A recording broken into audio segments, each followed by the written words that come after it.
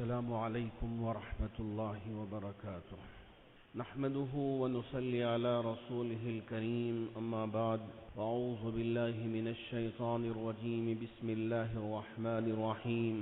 وأيوب إذ نادى ربه أني مسني الضر وأنت أرحم الراحمين فاستجبنا له فكشفنا ما به من ضر وآتيناه أهله ومثلهم معهم رحمة من عندنا وذكرى للعابدين. صدق الله مولانا العظيم. بزرگان محترم، شاید آپ کو یاد ہوگا کہ پچھلی جمعہ میں نے آپ حضرات کے سامنے حضرت ایوب علیہ السلام کی زندگی کے کچھ حصوں کو ذکر کیا تھا. اللہ رب ذوالجلال نے حضرت ایوب علیہ السلام کو ایک سخت آزمائش میں مبتلا کیا تھا، اور حضرت ایوب علیہ السلام اس آزمائش میں اتنے کھرے اترے تھے کہ کبھی بھی آپ کی زبان پر اللہ کی ناشکری کا ایک لفظ بھی نہیں آیا تھا. آپ یہ نہ سمجھیں کہ حضرت ایوب علیہ السلام کی آزمائش ایک دو دن، ایک ہفتہ، 2 ہفتے رہی. ابن ابی حاتم کی روایت ہے کہ اللہ کے رسول علیہ السلام نے فرمایا کہ 18 سال تک حضرت ایوب علیہ السلام اس بیماری میں مبتلا رہے. ہم اور آپ بس کچھ دن اللہ کے طرف سے ایک آزمائش لاد دی جائے تو ہم بے صبرے ہو جاتے ہیں، اپنی زبان سے ناشکری کے الفاظ نکال دیتے ہیں، اور یہ کہنے پہ ہم مجبور ہو جاتے ہیں کہ کیا میں ہی ملا اللہ کو بیماری دینے کے لیے؟ کیا میں ہی ملا میرے کاروبار میں نقصان اٹھانے کے لیے؟ کیا میں ہی ملا کہ ان ساری آزمائشوں کو میرے گھر میں اور میرے دکانوں میں ڈالنے کے لیے؟ کس کس قسم کے الفاظ ہم اپنی زبان سے نکال دیتے ہیں. لیکن حضرت ایوب علیہ السلام نے بتا دیا کہ ہم اگر صبر کے ساتھ رہیں اور پھر اللہ کا شکر بجا لاتے رہیں اور اللہ سے مانگتے رہیں، یاد رکھیں کہ اللہ کی مدد ضرور آئے گی. دیر تو ہے لیکن اندھیر نہیں ہے. حضرت ایوب علیہ السلام کے 2 دوست تھے جو آپ کے ساتھ، جب آپ ماشاءاللہ اللہ نے آپ کو بڑے باغات بھی عطا کیے تھے اور خوب دولت عطا فرمایا تھا اس وقت، اور آپ کو صحت بھی عطا کیا تھا. 2 دوست بڑے گہرے دوست تھے، لیکن کسی اور کام سے فلسطین چلے گئے. جیسے آپ کے ساتھ بھی اگر کوئی یہاں ہندوستان میں رہتے ہوں اور ان کا کام اگر US میں مل جائے تو US چلے جاتے ہیں، کوئی لندن چلا جاتا ہے، کوئی سعودی عرب چلا جاتا ہے. حضرت ایوب علیہ السلام کے یہ 2 دوست بھی فلسطین چلے گئے. شیطان انسانی شکل میں ان 2 دوستوں کے پاس پہنچا، کہا ارے پتہ ہے تمہارے وہ دوست جو ایوب ہیں ان کو اللہ نے کس طرح کی آزمائش میں مبتلا کیا ہے، ذرا جاؤ دیکھو. اور آپ کو تو پتہ ہے کہ فلسطین کی شراب بہت مشہور شراب ہے، اس کے کچھ آپ ذرا پلا دیں، جام نوش کروا دیں تو ہو سکتا ہے کہ بیماری چلے جائے، دور ہو جائے. جاؤ پلا کے آؤ، شراب لے کے جاؤ یہاں کی. دوستوں نے سوچا ارے وقت ہے کہ جب ہم ان کی صحت تھی تو ان کے ساتھ تھے، اب بیماری کے دن ہیں، ذرا جا کر دیکھ لیں کہ کس طرح کی بیماری میں ایوب مبتلا ہے. گئے. حضرت ایوب علیہ السلام کی حالت جب دیکھی پہچان نہ سکے کہ یہی ایوب ہے.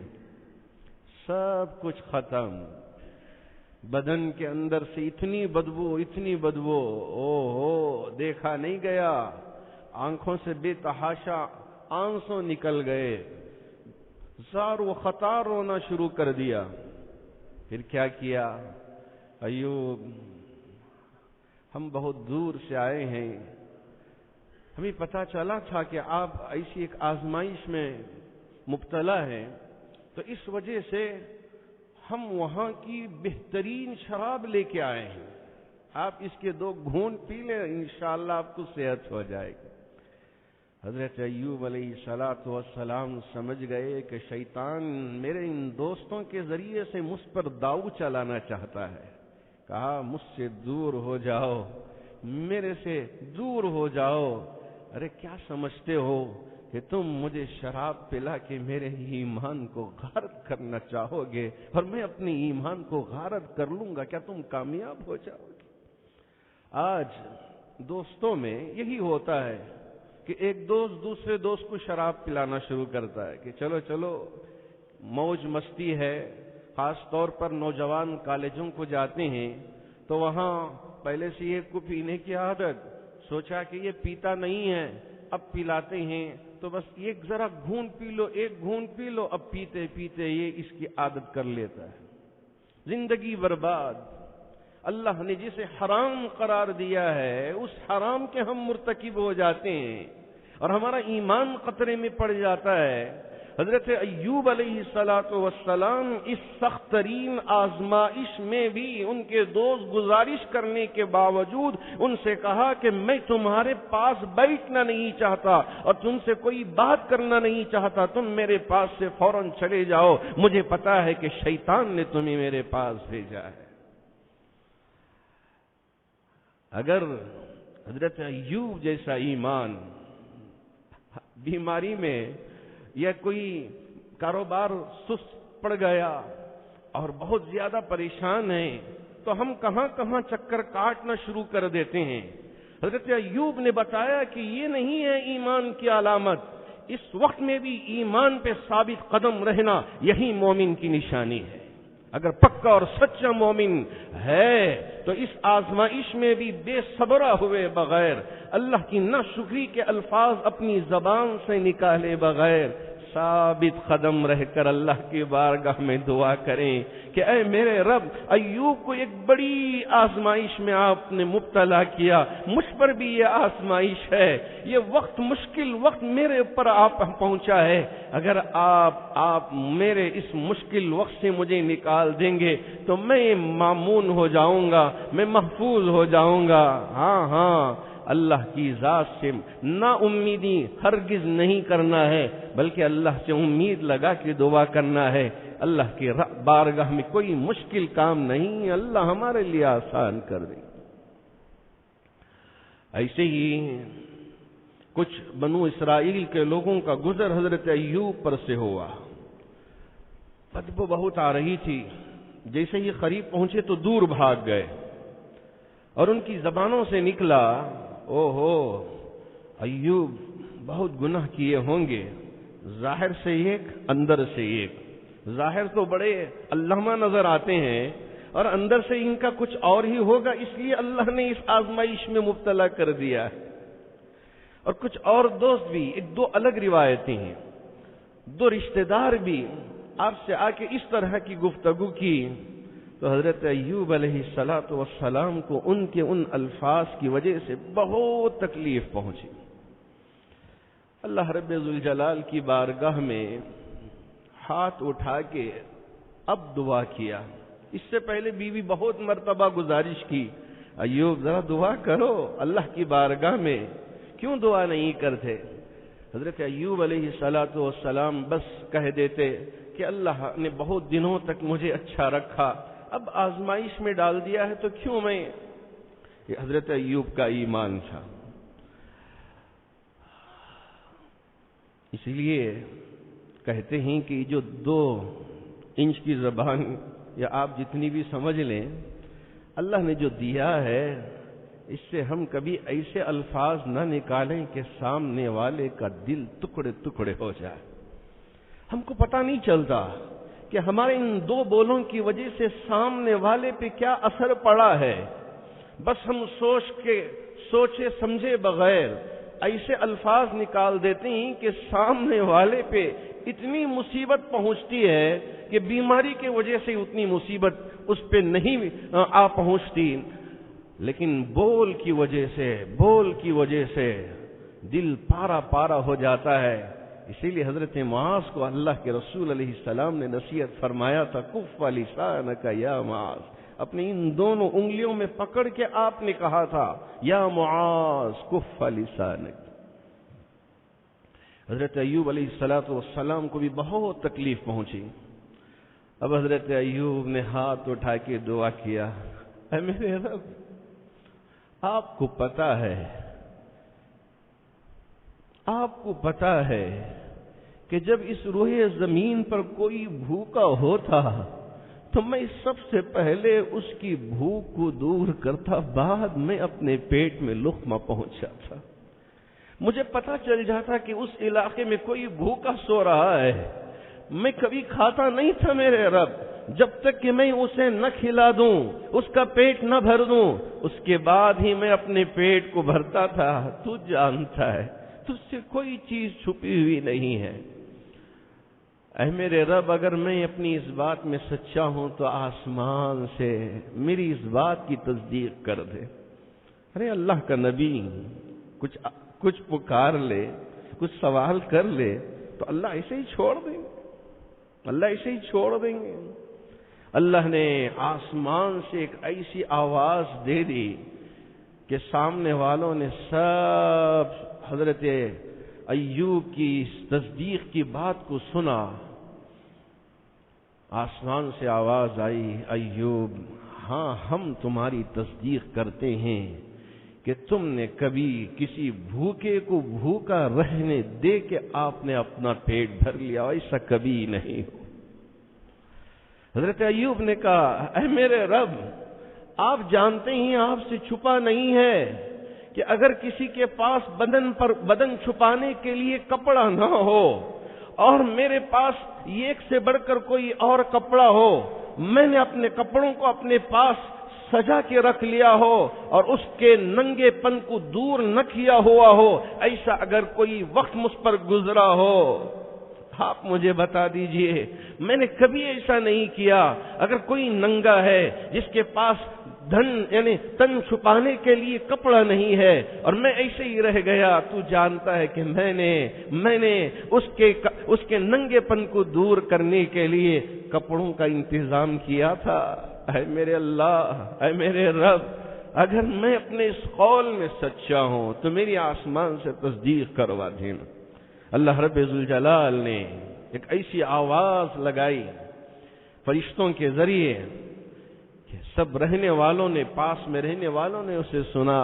ایوب، کبھی ایسا واقعہ پیش نہیں آیا کہ کوئی ننگا ہو جس کے پاس کپڑے نہ ہو اور تم کپڑے ایک سے دو تین رکھ کے بیٹھ گئے ہوں۔ اب حضرت ایوب نے جو دعا کی، قرآن نے اسے ذکر کیا، وَأَيُّوبَ إِذْ نَادَى رَبَّهُ أَنِّي مَسَّنِيَ الضُّرُّ۔ ایوب نے اپنے رب سے گزارش کی، اذ نادى ربه انی مسنی الضر، ہے میرے رب مجھے بڑی تکلیف پہنچی ہے، وانت ارحم الراحمین، تو ہی ہے رحم کرنے والا، اگر تو رحم نہ کرے، اگر تیری ناراضگی مجھ پر آ جائے میں برباد ہو جاؤں گا، تو رحم کرنے والا میرا رب ہے، رحم کر دے۔ فاستجبنا له، اللہ رب ذوالجلال نے حضرت ایوب نے جب دعا کیا، یہ بس یوں دعا قبول ہو گئی ایسا نہیں۔ میں نے ذکر کیا کہ 18 سال تک اس بیماری میں حضرت ایوب مبتلا رہے اور اب دعا کر رہے ہیں، اللہ دعا قبول کر رہے ہیں۔ فاستجبنا له وكشفنا ما به من ضر، جتنی تکلیفیں تھی ایک دم سے ساری تکلیفیں دور ہو گئی۔ ہم سمجھتے ہیں کہ جن آزمائشوں میں ہم گھرے ہوئے ہیں اس سے نکل نہیں سکتے، جس بھور میں ہم پھنسے ہوئے ہیں اس سے باہر نہیں آ سکتے، دیکھو حضرت ایوب اب تک ان کا پورا بدن گل سڑ گیا ہے، کیڑے نیچے پڑ رہے ہیں، ایک دم سے اللہ رب ذوالجلال نے پورے بدن کو اتنا خوبصورت بنا دیا کہ اس سے پہلے ان کا بدن اتنا خوبصورت نہیں تھا، ان کا چہرہ اتنا خوبصورت نہیں تھا۔ فاستجبنا له، اللہ نے حضرت ایوب کی پکار کو سن لیا، ان کی ندا کو، ان کے تڑپنے کو، ان کے سسکنے کو، ان کے بلکنے کو سن لیا اور کہا فکشفنا ما به من ضر، ایوب ایوب ہم نے تمہاری ان ساری بلاؤں کو، مصیبتوں کو، بیماریوں کو ہم نے دور کر دیا۔ اتنا ہی نہیں کیا، وَآتَيْنَاهُ أَهْلَهُ، ساری اولاد جو آپ کی پہلے سے اولاد بچھڑ گئی تھی، ساری اولاد اللہ نے دے دیا، سارے دوست احباب جو بچھڑ گئے ان کو اللہ نے پاس کر دیا، سارے رشتہ دار جو خاندان والے بچھڑ گئے تھے سب کو پاس کر دیا۔ وَآتَيْنَاهُ أَهْلَهُ وَمِثْلَهُمْ مَعَهُمْ رَحْمَةً مِّنْ عِنْدِنَا، یہ رحمہ کا جو ذکر ہے، جتنی دولت آپ سے دور ہو گئی تھی، ساری جائیداد جو آپ سے اور سارے باغات سب اللہ نے اس سے زیادہ دے دیا، آسمان سے سونے کی ٹکیا برسا دیا حضرت ایوب کے لیے۔ اللہ کے لیے کوئی مشکل نہیں ہے، اللہ اگر دینا چاہے سب کچھ دے سکتے ہیں۔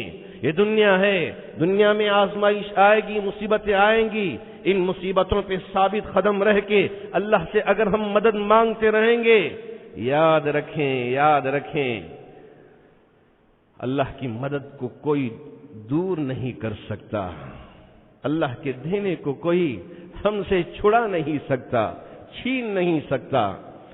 اللہ کی ذات پہ ہمارا بھروسہ ہونا چاہیے۔ آج بھی بہت سارے دوست احباب نے اور بہت سارے مسلیوں نے دور دراز سے فون کر کے کہا حضرت ابھی بہت ساری بیماریوں میں ہم پڑ گئے ہیں، بدن میں طاقت نہیں ہے کھڑے ہونے کی، کمزور سے ہو گئے ہیں، ابھی بھی ان وباؤں کا اثر ہے، اب بھی ہمارے لیے وقت ہے کہ ہم 1 مرتبہ 2 مرتبہ 3 مرتبہ دعا کے تھک نہ جائیں، ہار مان نہ جائیں۔ کہلے کب تک مانگتے رہے، کب تک روتے رہیں؟ رونا تڑپنا اللہ کے لیے ہو، اللہ کے لیے ہو، کسی کو دکھانے کے لیے نہیں، کسی کو بتانے کے لیے نہیں کہ میرا رب ہے۔ میرے نبی نے رو کے دعا کیا تھا، میرے نبی نے تڑپ کے دعا کیا تھا، میرے نبی نے اتنا رویا کہ ساری داڑھی مبارک تر ہو گئی، جیسے ہم وضو کر کے آنے سے ہمارے بالوں سے پانی کے قطرے ٹپکتے ہیں، میرے نبی کی آنکھوں سے آنسو نکل کے داڑھی مبارک اتنی تر ہو جاتی کہ اس داڑھی سے آنسوں کے خطرے نیچے ٹپک پڑتے تھے۔ آج ایسے رونے والوں کی ضرورت ہے، آج ایسے تڑپنے والوں کی ضرورت ہے۔ اللہ کرے کہ ہم میں بھی ایسے لوگوں کو اللہ پیدا کر دے، ہم میں سے ہر ایک کو ایسا تڑپنے والا بنا دے، بلکنے والا بنا دے، سسکنے والا بنا دے۔ اللہ رب ذوالجلال ہم میں سے ہر ایک کو اللہ پر یقین رکھنے کی توفیق عطا فرمائے، کبھی ہمارا ایمان ڈگمگا نہ جائے، کبھی ہم پھسل نہ جائیں، کبھی ہم مایوس نہ ہوں، جیسے حضرت یعقوب نے کہا تھا وَلَا تَيْأَسُوا مِن رَوْحِ اللَّهِ إِنَّهُ لَا يَيْأَسُ مِن رَوْحِ اللَّهِ إِلَّا الْقَوْمُ الْكَافِرُونَ۔ اللہ کی روح سے، روح اللہ کی رحمت سے کبھی مایوس نہ ہونا۔ مایوس کون ہوتے ہیں؟ جو اللہ پر ایمان نہیں رکھتے، اللہ پر ایمان نہیں لاتے، وہ مایوس ہوتے ہیں۔ ارے تم ایمان والے ہو، کیوں مایوس ہوتے ہو؟ اللہ کی ذات پہ بھروسہ رکھو، اللہ تمہیں ایسا عطا کرے گا کہ تمہارے دل و دماغ میں بھی نہیں ہوگا، نہ تمہاری سوچ وہاں تک پہنچے گی، اللہ ضرور عطا کریں گے۔ اس لیے نہ تو ہماری زبان سے کبھی نا شکری کے الفاظ نکلے، نہ ہم کبھی بے صبرے ہو جائیں، صبر کے ساتھ رہیں، اللہ کا شکر بجا لائیں۔ جیسے حضرت ایوب نے اللہ کی حمد و ثنا بیان کی، اللہ کی کبریائی بیان کی، اللہ کی پاکی بیان کی، اللہ کی تسبیح تقدیس بیان کی، ایسے ہی ہم بھی اپنی زبانوں سے اللہ کی حمد و ثنا، اللہ کی کبریائی، اللہ کی بڑائی بیان کریں تو انشاءاللہ اللہ کی ذات سے امید ہے کہ یہ جو وبائیں ہیں اللہ دور کر دیں گے. سب اللہ ہی کی طرف سے آتی ہیں اور اللہ ہی اسے دور فرمائیں گے. اللہ رب ذوالجلال ہم میں سے ہر ایک کو ایمان پر ثابت قدم رہنے کی توفیق عطا فرمائے. ایمان کے ڈگمگانے سے اللہ ہماری حفاظت فرمائے، سچا مسلمان بنائے، جھوٹ سے، دھوکہ دہی سے اور دوسروں پر تہمت باندھنے سے، بہتان باندھنے سے اللہ ہماری حفاظت فرمائے. حاضرین و تمکین، جیسا کہ آپ جانتے ہیں کہ جامع مسجد ٹرسٹ کا آپ ماشاءاللہ ہمیشہ سے ساتھ دیتے آ رہے ہیں. اپنی تجارت چلے نہ چلے، چونکہ یہ اللہ کا گھر ہے، یہ ہماری ذمہ داری ہے. جیسے کہ ہم جتنا ہو سکے، جہاں تک ہو سکے، اپنے بچوں کے لیے کھانے کا انتظام کرنے کی فکر کرتے ہیں، اسی طرح اللہ کے گھر کی بھی ہم فکر کرتے ہیں، تاکہ اللہ قیامت کے دن ہم سے سوال کرے کہ تیرے گھر کو، یعنی اللہ کے گھر کو آباد کرنے کے لیے یا اس کی ضرورتوں کو پورا کرنے کے لیے جب وقت تھا تو ہم نے کیا نہیں کیا، اللہ بہتر جانتا ہے. جو کچھ اللہ نے ہمیں عطا کیا، ان چادروں میں بند مٹھیاں ڈال کے ہم جاتے ہیں. یقین مانیے کہ یہ ضائع ہونے والی چیز نہیں ہے. ان اللہ لا یضیع اجر المحسنین، احسان کرنے والوں کے اجر کو اللہ کبھی ضائع نہیں کریں گے. اللہ آپ کے اس دینے کو قبول فرما کر جتنے بیمار ہیں، جتنے پریشان حال لوگ ہیں، سب کی بیماریوں کو دور فرما دے، سب کی پریشانیوں کو دور فرما دے. ایک اور آپ سے بھی گزارش کرنی تھی کہ ہاں جب تھوڑا سا صدقہ ضرور نکالا کریں. صدقہ بلاؤں کو دور کر دیتا ہے. جتنی مصیبتیں یا ہمارے اوپر کوئی بلا کا اثر یا کوئی وبا کا اثر ہونا تھا، تقدیر میں لکھا ہوا تھا، لیکن آپ نے صدقہ کر دیا. اللہ رب ذوالجلال اس صدقے کی وجہ سے اس بلا کو بھی ٹال دیتے ہیں، اس وبا کو بھی ٹال دیتے ہیں. آپ ذرا صدقہ کرنے کا اہتمام فرمائیں. میں نے پہلے بھی کہا ہے، صدقہ کرنے کا مطلب یہ نہیں کہ 50,000 25,000 10,000 دیں. چھوٹی ہی رقم 50-100 روپے آپ نے دے دیا، 10 روپے بھی دے دیا. یاد رکھیں کہ اگر سچے دل کے ساتھ ہم دیتے ہیں، اللہ رب ذوالجلال ضرور ہماری مصیبتوں کو، بلاؤں کو دور فرماتے ہیں. اللہ ہم میں سے جو بیمار ہیں ان تمام بیماروں کو شفا عطا فرمائے. جو قرض میں مبتلا ہیں، اللہ رب ذوالجلال ان کو ان قرضوں سے نجات عطا فرمائے. جو مرحومین دنیا سے رخصت ہو چکے ہیں، تمام مرحومین کی بھرپور مغفرت فرمائے. آمین. وآخر دعوانا ان الحمد للہ رب العالمین. السلام علیکم ورحمۃ اللہ وبرکاتہ. نحمده